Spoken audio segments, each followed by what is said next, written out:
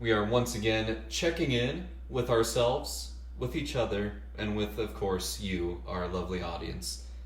Today, we'll be checking in with a very special guest. So, to begin with, I'm one of your hosts, Joe Jason, alongside fellow co-host Harold Owens III, and our hidden third roommate and very special guest the first time on this season of the podcast, Sam Parchment. Sam, thank you for joining us. Thank you for having me. Harold, what are we checking in about today? Well, because we're in the business, unofficially and unlicensed, of providing good health services here, I wanted to delve into a topic that's been on my mind and affecting my health somewhat negatively, and that's dreams. What do they mean, and how do I control them? You know, I think that's an ability you can have, and I'd love to have it. It'd be a lot better than recurring nightmares. That's fair. My only recent dream was to have Sam on, and now he is, so that is all my big dreams come true. And Sam has been a frequent guest on previous seasons, but this is his first time appearing on our new version of the show, Public Therapy. So Sam, what are your thoughts about dreams?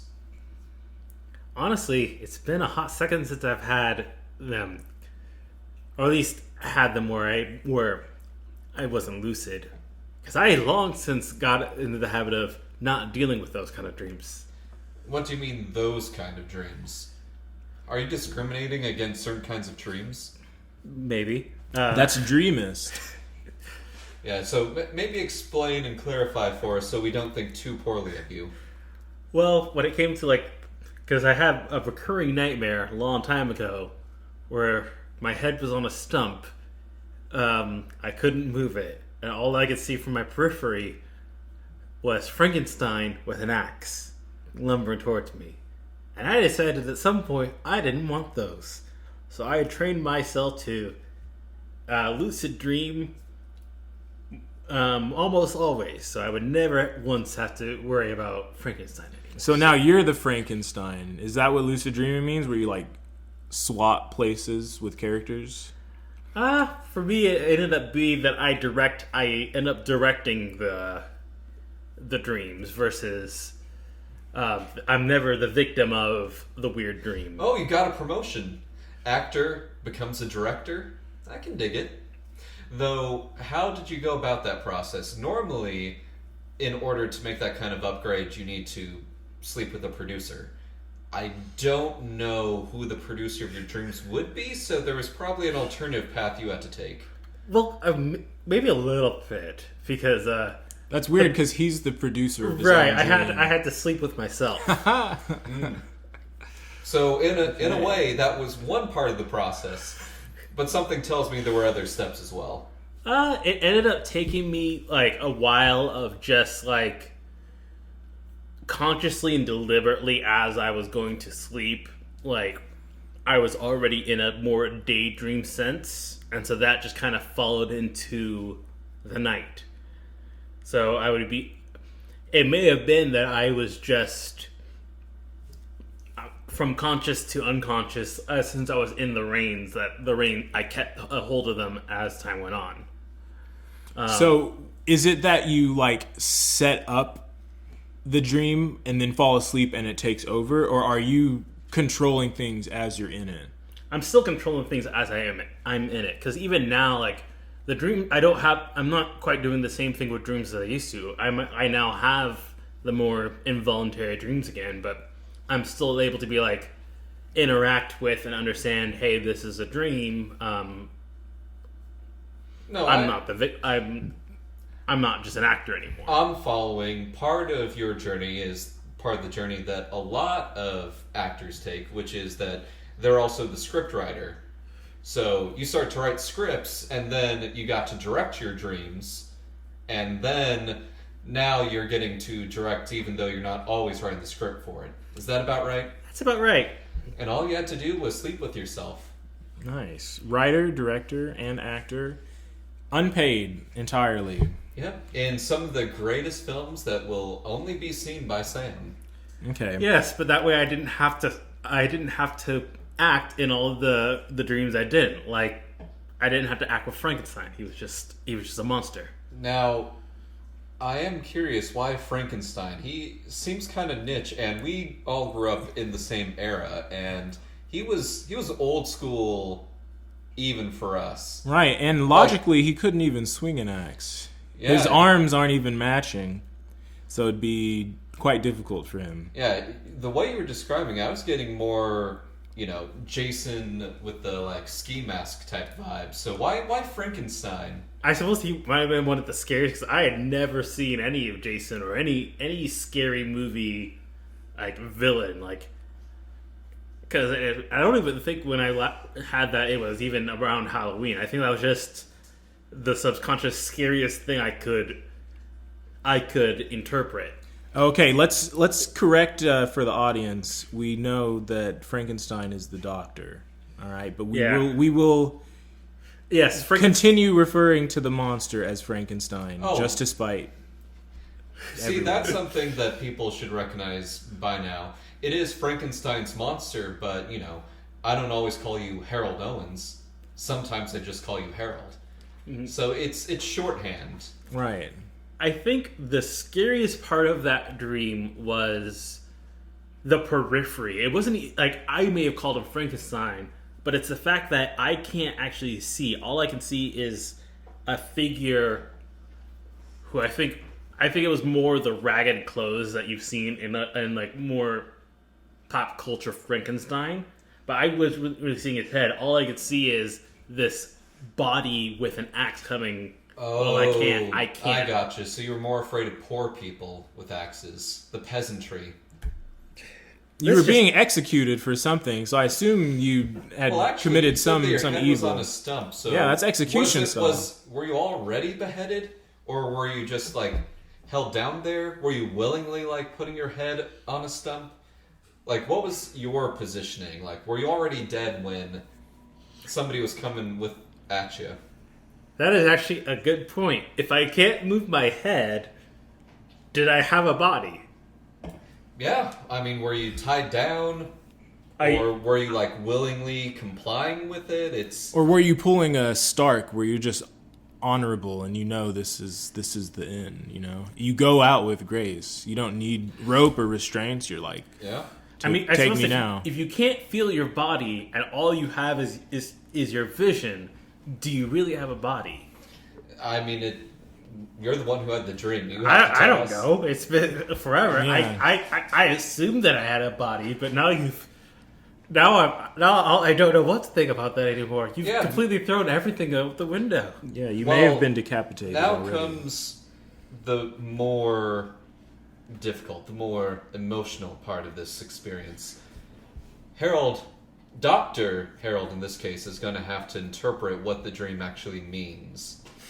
Like, we invited you on for this very purpose, so we can get into your psyche and eventually reunite you in the dream with Frankenstein and let you guys reconcile. So, Dr. Owens III. Yes. Dr. Third. In my professional opinion, this is a lot like a dream I used to have, and it falls into the category of helplessness. I'd like to first point out that it seems that you were unable to change your position from this stump, be it you being like a disembodied head or restrained in some way. You were unable to get a full picture of this aggressor. It's just a figure off to the side, and this speaks to a bit of helplessness. A lot of recurring dreams or nightmares have this theme of either being unable to escape a thing or being unable to accomplish some task. So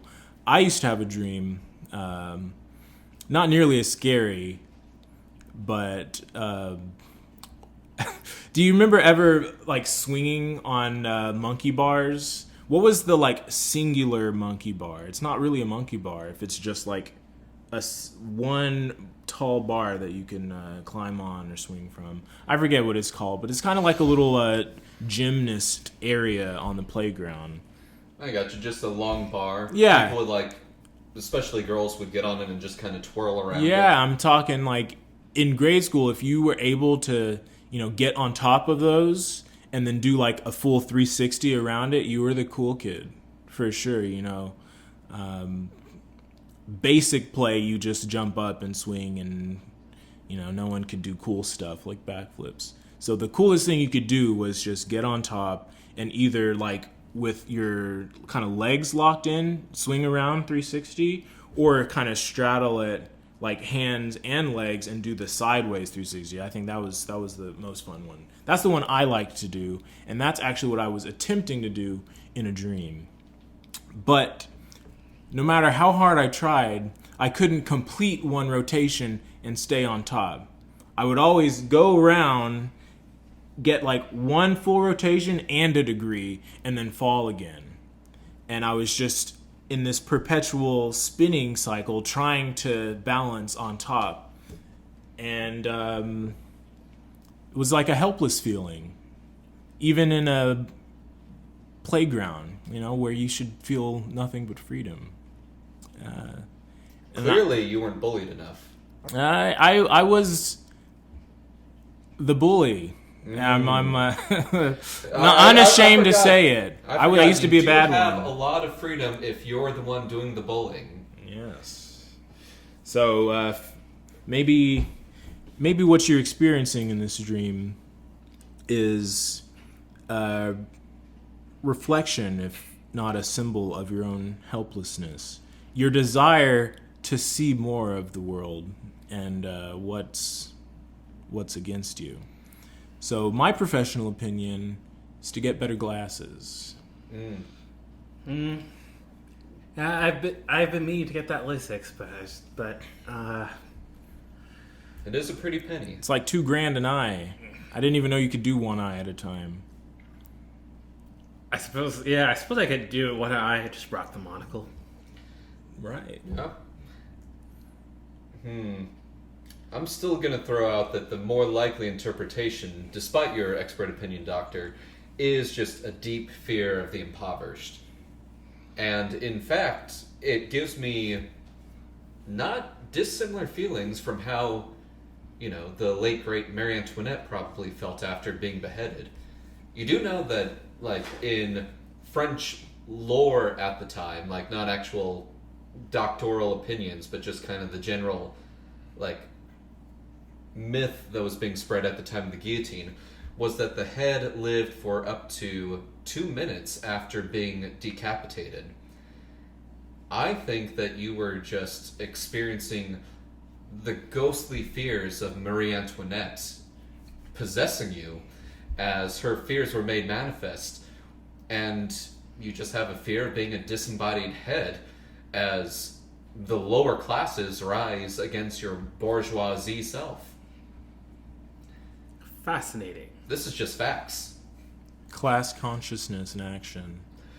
Fascinating. I don't know why Marie Antoinette would possess a 4-year-old kid, but more power to her, I guess. I imagine you were a classy child. That, or maybe you have some French blood deep in you. Maybe. More like Cajun. I know, you're from the Cayman Islands. And there's Scottish. There's a 1/8 Scottish, so I don't know how far it goes beyond that. Yeah, so somewhere in Europe, like, the French had to flee somewhere. Regardless, as much as, like, it is important that we, evaluate you and you get tips to better live your life, I think that, Dr. Owens, or Dr. the Third, as he's lovingly called by his non-existent patients, or D3, also needs some deep psychiatric help, as you were describing being spun around that bar. Or are there any other dreams that you feel like you need to let out, describe for us so we can help you work through them? Well, sometimes I have a dream that I'm on the second floor of a building and I need desperately to get down to the first floor very quickly. And I always choose the window. I don't know why, like, the door is never an option, just like walk down the stairs and get out. But it's always some pressing need to escape. That's the feeling of the dream. And so I've had a few, like one where I just climb down, I'm like a pro climber in this scenario, and there's convenient handholds in the bricks all the way down, and you just do it that way. Other times I've thrown things through the window, like, a chair, and then you like just launch yourself out. Is there ever a consistent reason why you need to go down? No. It's like somehow just understood, like the premise of this dream, Harold, when you go to sleep, escape, and they're just like, go. Oh, escape. So it's not just that you need to get down for No, it's like pressing, like if you don't get out, something bad will happen. That's the feeling. A fire? Maybe Or a fire, or I don't know, an assailant, is there robbery. So is there a feeling of just timely pressure, or is there a sense of danger? Because it's not like, you're running late for a meeting, or the toaster is about to pop up your toast. No, it's danger more than deadline. All right, well, Dr. Sam, Dr. Parchment, DP, as the children call you, what is your diagnosis of what this could possibly mean, and how much therapy is he going to require to get over this? Sense of danger. I think that knowing that he may have been a little bit of a bully, I think that this is just the repercussions of that. That it is his victims, the anguish of his victims, chasing him. His past is coming after him? Yes, and until he goes back to those victims and resolves said issues, he will always be haunted by the need to escape. Now also his guilt is coming after him, and he has to, rather than go up, being forward in time, he has to go down, back in time. But he has to do it in a more creative, parkour-y way. Why is that? I think that might be his desire. It comes back to the monkey bars. He clearly has a desire to complete the spin that he could never do. So it is translated into a more impressive feat of parkourism than this just simple monkey bar. So it's an evolution of an unfulfilled desire. So the irony that in the previous, that for him, it's a way for him to be trapped, while parkour is usually about freedom of movement and expression. But because of his own experience and own trauma from the spinning bar, it's actually him being trapped. So what I'm hearing is that unlike the helplessness scenario of the other dream, this is a guilt dream, which means to me I just need to abandon my guilt, right? Why apologize when you could just feel nothing? That is the interpretation of the dream, because again, the parkour, as opposed to being freedom, is you being trapped. You're trapped in this cycle where you need to just simply confront the guilt, but instead you parkour to escape. But in doing so, you in fact trap yourself. The thing you go to in order to find freedom is that which is keeping you caged. Because you're just going back down. You're going down a level. You're never going up. You're never finding that freedom. You're always being trapped. And the guilt is just going to come again in the next dream. Well, I think it's just 2 stories. So I don't know if I can go up without just getting on the roof. But you've always wanted to go down. Have you ever thought, you know what? This time I want to go up. I've never.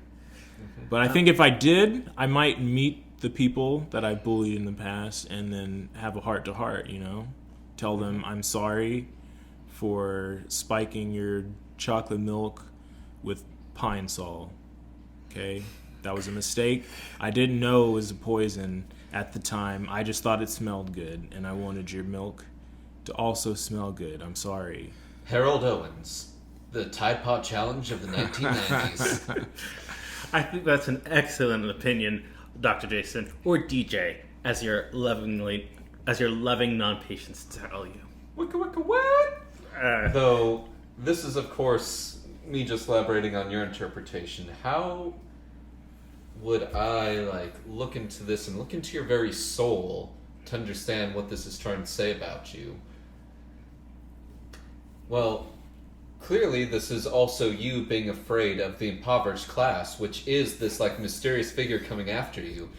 And your attempt to go down is, in fact, your fear of the lower classes losing you your bourgeois status of being on the upper levels and going back down to be one of the impoverished people on the streets. So, in so doing, in being afraid of the poor, you yourself become one of them. You become what you fear. Well, I think when I get to the ground level, I run somewhere. So maybe... Of course you run, because you're one of the working class. You're not able to afford a taxi. You're not able to afford an Uber. You're not able to afford a horse and carriage. You're forced to walk because you're part of the working class now. I also don't have a car in the dream, so that adds up. Yeah, I'm saying, like, both of your dreams are all coming back to the fact that you guys are elitist rich folk who are afraid of the lower classes rising up. But, Dr. Jason... DJ. Oh, sorry, DJ. You were saying? I find that a respectable opinion, but it seems that we've left out someone else's interpretation in their own dreams. So what about you? What is your dreams that you've had? Allow Dr. Third and Dr. Parchment. Perhaps you're approaching this with a bit of bias. It seems you tie a lot of these dreams to classism and elitism. All right. Where does that come from? DP. What have I often dreamed about? I'm going to pass on my most common recurring dream because it's one we've talked about in previous seasons about superheroes. It's when I learned to fly by kind of drifting to the ceiling like a balloon. That happens fairly often. A dream that I've had that has occasionally turned into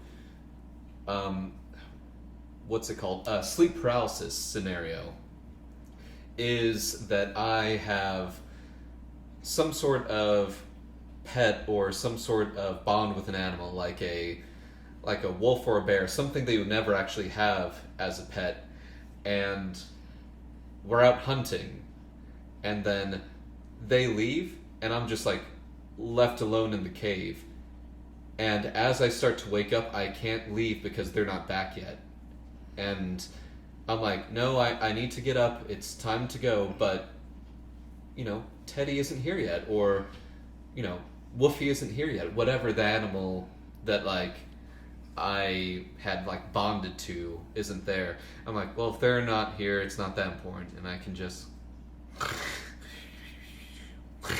Go back. Yep. And so I'm falling asleep in my dream when I should be waking up in real life, And are trying to wake up, perhaps. Yep, Yeah. but my animal isn't there, so I'm it must not be that important. Well, it sounds like you might be right on the bias, D3, because from what I hear, that you have this leader servant capacity with this animal. So it sounds like you were an elitist, and when the How am I in a leader-servant relationship with them? Because you sent this poor creature out to do your bidding. I sent them. They abandoned me. Teddy abandoned me. Woofy abandoned me. But really, is it not just the working class choosing to leave the bourgeoisie, and now the bourgeoisie doesn't know what to do with themselves Yes, now? you called it a cave, but is it possible that it was just a representation of some sort of castle, ornately decorated? Were there buttresses? Spires of any sorts? You may have been in some sort of regal setting, actually. There were bones and stone and a fire. And, one area where there was light. Okay, so... To be fair, the details change a little bit every time you dream, right? That's why it's, not always the same animal, but it's usually, a cave-like space. Okay. Perhaps, in my own interpretation, the cave that you're occupying is actually the residence of the pet that you have. And actually, you came across this creature in your most desperate times. That's why your bond is so deep. You may have been lost in some forest and found shelter, but came across a bear, which welcomed you in, let you get warm in its fur, and have the marrow when it's done with whatever it kills. So that's the origin of the bond with the creature. But So the bond starts outside of the cave. Like, we're just chilling out, like, in the world. so And then we go to the cave. you have and an then I'm established abandoned. connection with this creature. Yeah. And why did it leave you? Is there any I clue never within know. the dream? And plus, I'm always thinking that they're coming back. But they don't come back by the time that I actually wake up. I'm just like, I should wake up, but they're not back yet, so I can still sleep. Okay. Well, I would suggest incorporating some of the lucid dreaming techniques that we've learned and attempt to do an investigation within your own dream to determine, is your creature still alive? Does it want to return? Perhaps it went out and started a little bear family, and you're waiting for something that will never happen. And that's why you get paralyzed.